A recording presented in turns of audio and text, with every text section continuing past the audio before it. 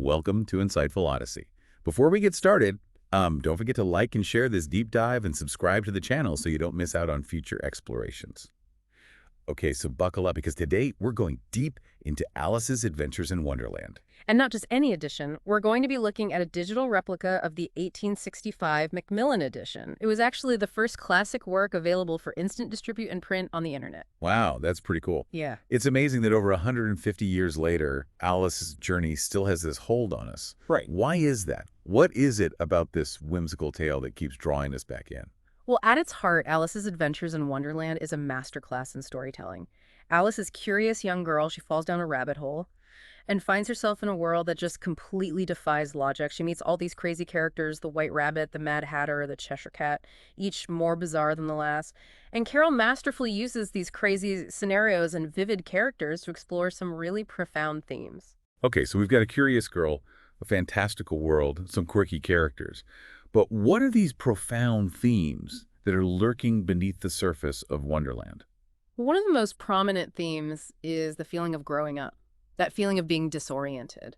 Alice is constantly shrinking and growing throughout the story, always struggling to find her place in a world where the rules seem to change constantly. And this resonates with the experience of adolescence, where your identity and sense of belonging are always changing. It's like Wonderland is a metaphor for the confusion and absurdity of growing up. Precisely. And it's not just about growing up. Carroll also uses Wonderland to kind of satirize the rigidity and often nonsensical nature of Victorian society. Right. You know, all those arbitrary rules and nonsensical pronouncements from people like the Queen of Hearts. They all highlight how absurd it is to just blindly follow authority. So how can Alice in Wonderland help someone in 2024 navigate the complexities of life? I mean, it was written in the 1800s. How can it still be relevant today? That's a great question. Well, obviously the context has changed. The themes are still incredibly relevant. Think about the world we live in. You got the 24/7 news cycle, the pressures of social media, the feeling of constantly having to adapt to new technologies and shifting societal norms. Doesn't that sound a bit like falling down a rabbit hole? Absolutely. It's like Alice in Wonderland gives us this framework for navigating a world that often feels just as nonsensical and unpredictable as Wonderland itself. Exactly. It encourages us to be curious, to question the rules that we often just accept without thinking, and to find humor and beauty in the absurd. But there's another layer to this, too, that I think is really fascinating. Oh, tell me more. The book also explores the power of language and its limitations. You know how Alice constantly struggles to understand the strange rules of language in Wonderland? Words get twisted, logic is turned on its head, and people just can't seem to communicate. It's like that scene at the Mad Hatter's Tea Party, where time is stuck at 6 o'clock and they keep moving places around the table because it's always tea time. Exactly. Carroll uses those moments to highlight how language can be used to manipulate and confuse and control. In a way, he's saying, hey, be more critical of the language you encounter in your own life. Okay, yeah, I see that. Question the stories you're told, challenge your assumptions, and be aware of how language shapes how you see the world. So Alice in Wonderland isn't just a children's story. It's like a commentary on how language can be used to, exert power. It's a reminder to be careful about how language is used both for good and for bad. Precisely. And speaking of how stories are crafted, it's really interesting to think about where Alice in Wonderland came from. It wasn't like this carefully planned out thing. It came from a moment of pure storytelling. Wait, I think I've heard of this. Didn't Carroll make up the story to entertain some kids he was with? Yeah, that's right. He was rowing three young sisters along the River Thames, and he just spontaneously came up with this tale of Alice's adventures.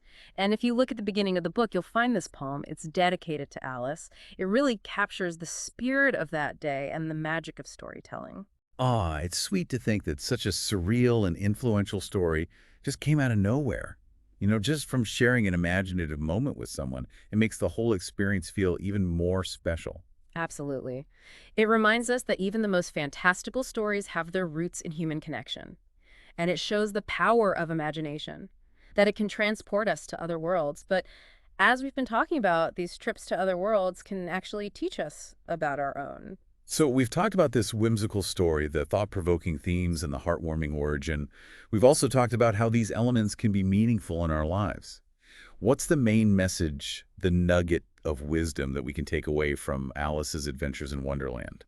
What was Carroll trying to tell us? That's the million-dollar question, isn't it? And I don't think there's just one answer. But if you ask me, the most important thing to take away from Alice is to never lose that childlike sense of wonder.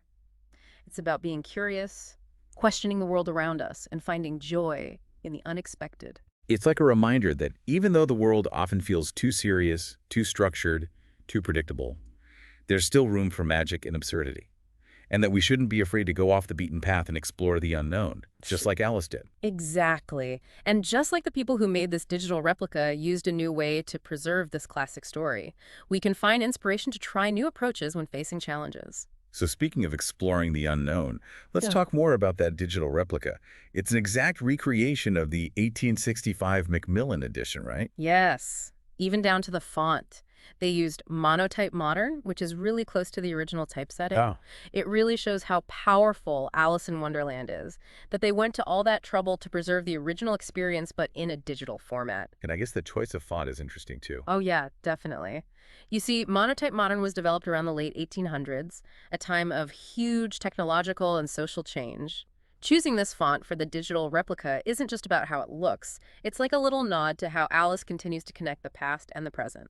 I see. It's as if the font itself is a bridge between Carroll's Victorian world and our digital age. Exactly. And you know, it makes me think, we've been talking about Alice going into this wonderland that already exists. But what if you could create your own wonderland? Imagine going down your own rabbit hole. What would be waiting for you on the other side? Ooh, that's a good question. Would my Wonderland be a place where colors have sounds and you can taste music? Or maybe a place where you can turn gravity on and off and walk on clouds? The possibilities are endless, and that's the best part. When we imagine our own wonderlands, we're tapping into that same creativity that Carol had. We're pushing the boundaries of our imagination. And by doing that, we might even find new ways of seeing our own reality. So to wrap things up, for everyone listening to think about this, what would your Wonderland look like? Head over to the Insightful Odyssey YouTube channel and tell us about it in the comments. Let's build a Wonderland together, a place made up of all our imaginations. Yeah, and don't forget, the most important thing is to never stop questioning, exploring, and appreciating the wonder that's all around us. After all, as Alice discovered, the greatest adventures often start with taking that first step down the rabbit hole. Thanks for joining us on this journey into Wonderland. Until next time, keep exploring, keep questioning, and never lose your curiosity. We'll see you on the next Insightful Odyssey.